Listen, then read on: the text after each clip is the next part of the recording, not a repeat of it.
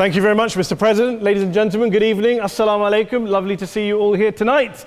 We are having a very entertaining night, are we not, with some very interesting things being said from the other side of the house tonight. Let me begin by saying, as a Muslim, as a representative of Islam, I would consider myself an ambassador for Islam, a believer in Islam, a follower of Islam and its prophet. So in that capacity, let me begin by apologizing to Anne-Marie for the Bali bombings. I apologize for the role of my religion and me and my people, for the killing of Theo van Gogh, for 7/7. Yes, that was all of us. That was Islam, that was Muslims, that was the Quran. I mean, astonishing claims to make in the very first speech tonight, on a day like today, where the Conservative Prime Minister of the United Kingdom is having to come out and point out that these kind of views are anathema. And I believe you're trying to stand for the Labour Party to become an MP in Brighton. If you do, and you make these comments, I'm guessing you'll have the whip withdrawn from you, but then again, UKIP's on the rise, they'll take you, the BNP, they might have something to say about your views. This is what Mehdi Hasan always does. By the way, just on a factual point, since we heard a lot about the second speaker, about how backward we Muslims all are, on a factual point, you said that Islam was born in Saudi Arabia. Islam was born in 610 AD. Saudi Arabia was born in 1932 AD. So you were only 1,322 years off. Not bad? Not bad start there. Talking of maths, by the way, a man named Al-Khawarizmi was one of the greatest mathematicians of all time, a Muslim, worked in the golden age of Islam. He's the guy who came up with not just algebra, but algorithms. Without algorithms, you wouldn't have laptops. Without laptops, Daniel Johnson tonight wouldn't have been able to print out his speech in which he came to berate us Muslims for holding back the advance and intellectual achievements of the West, which all happened without any contribution from anyone else other than the Judeo-Christian people of Europe. In fact, Daniel David Levering, the author of the Pulitzer Prize-winning historian and author of The Golden Crucible, points out that there would be no Renaissance, there would be no Reformation in Europe without the role played by Ibn Sina and Ibn Rushd and some of the great Muslim theologians, philosophers, scientists in bringing Greek texts to Europe. As for this being our university, I will leave that to the imagination as to who is our and who is there. I studied here too.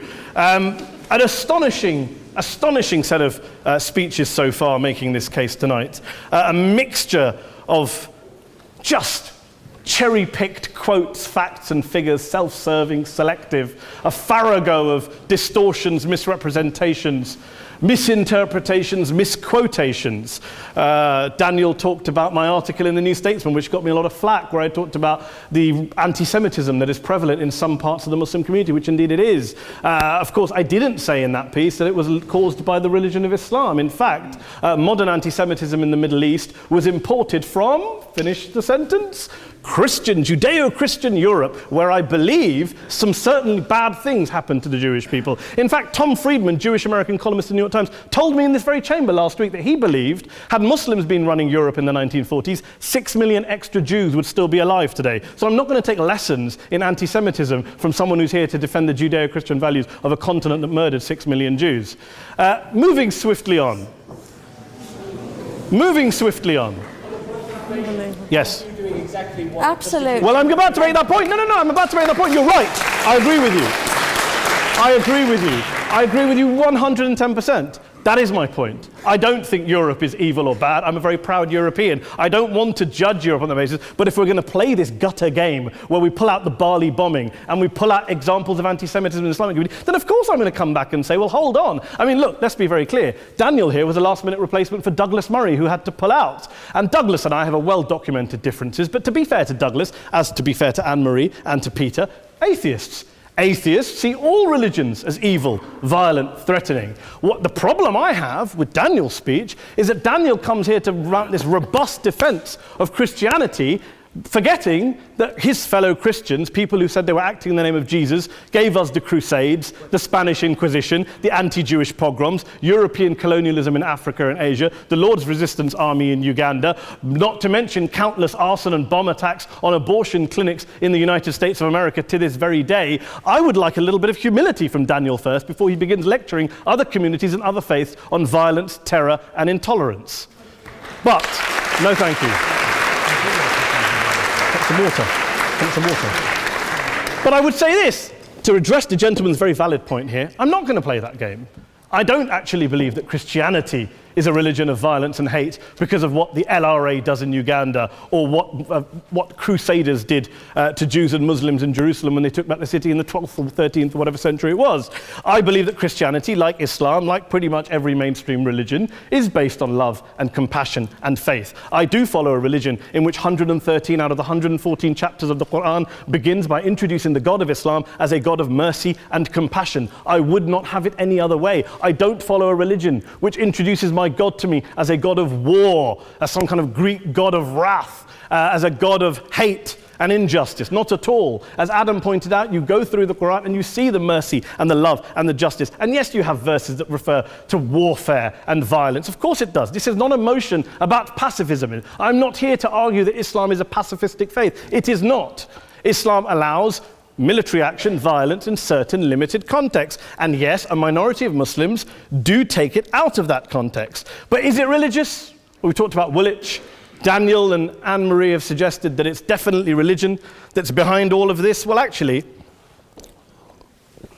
what I find so amusing tonight is we're having a debate about Islam. And the opposition tonight have come forward. We have a graduate in law, a graduate in modern history, a graduate in chemistry.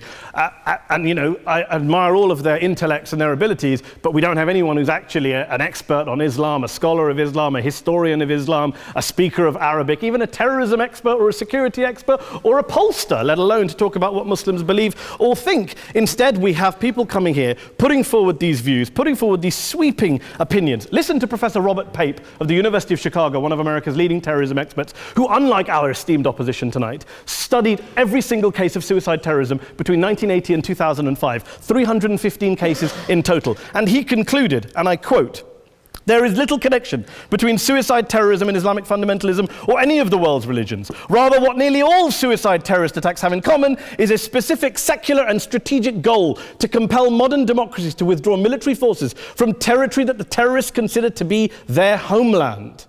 And the irony is, when we talk about terrorism, the irony is that the opposition and the Muslim terrorists, the Al-Qaeda types, actually have one thing in common, because they both believe that Islam is a warlike, violent religion. They both agree on that. They have everything in common. Osama bin Laden would be nodding along to everything he's heard tonight from the opposition side. He agrees with them. The problem is that mainstream Muslims don't. The majority of Muslims around the world don't.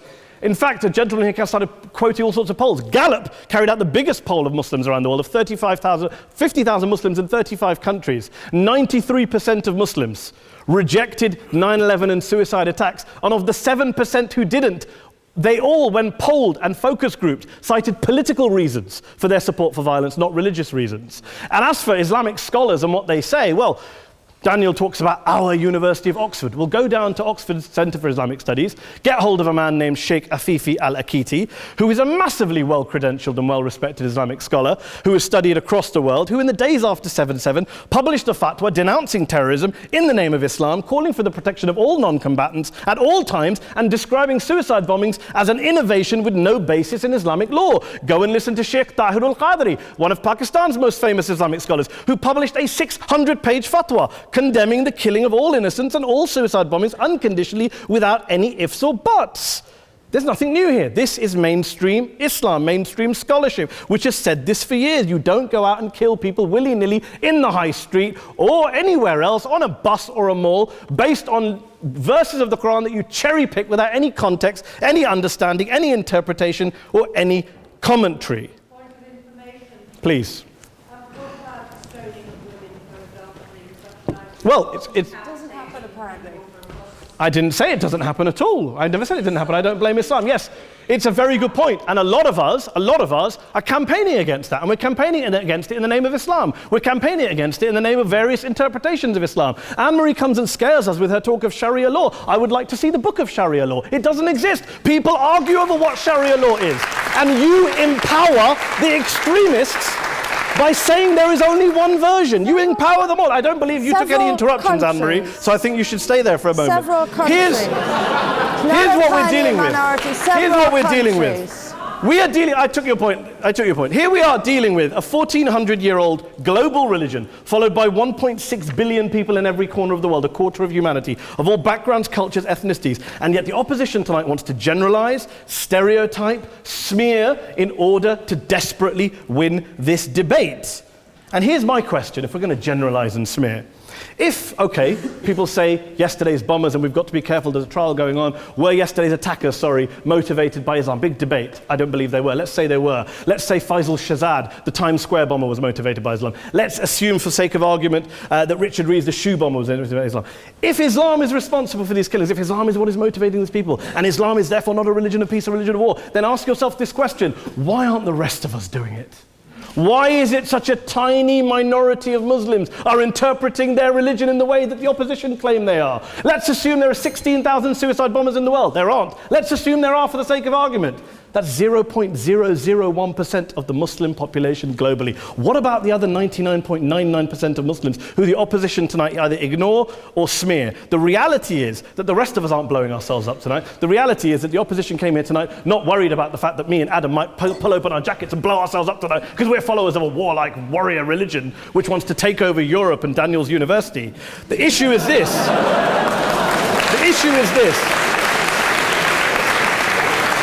Unless the opposition can tell us tonight, and Peter Atkins is here, one of our great atheist intellectuals, can tell us tonight, can answer this question tonight: why don't the vast majority of Muslims around the world behave as violently and aggressively as a tiny minority of politically motivated extremists? Then they might as well give up and stop pretending they have anything relevant to say about Islam or Muslims as a whole. Ladies and gentlemen, let me just say this to you. Think about what the opposite of this motion is.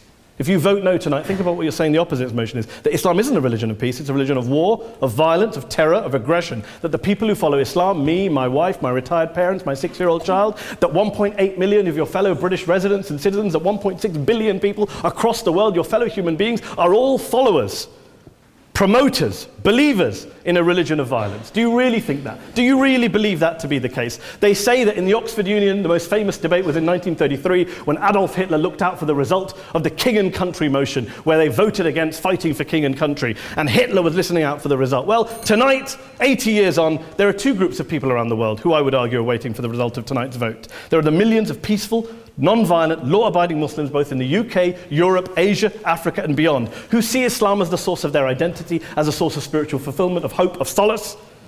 And there are the phobes, the haters, the bigots out there who want to push the clash of civilizations, who want to divide all of us into them and us and ours and their. Ladies and gentlemen, I urge you all not to fuel the arguments of the phobes and bigots. Don't legitimize their divisions. Don't legitimize their hate. Trust those Muslims who you know, who you've met, who you hear, who don't believe in violence, who do want you to hear the peaceful message of the Quran as they believe it to be taught to the majority of Muslims, the Islam of peace and compassion and mercy, the Islam of the Quran, not of Al-Qaeda. Ladies and gentlemen, I beg to propose this motion to the House. I urge you to vote yes tonight. Thank you very much for your time.